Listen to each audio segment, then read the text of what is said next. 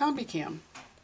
The Combi-Cam is a combination cam lock with 1,000 possible combinations that retrofits any standard cam lock and provides keyless convenience. When installing the Combi-Cam, make sure the set pin hole is at the bottom of the opening so that the numbers are upright in the vertical position.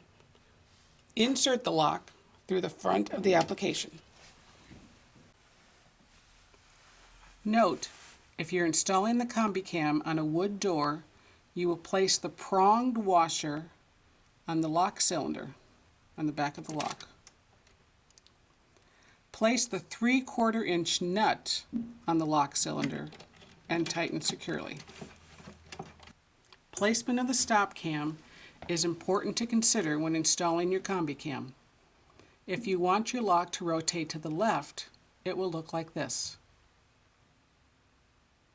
If you want your lock to rotate to the right, it will look like this.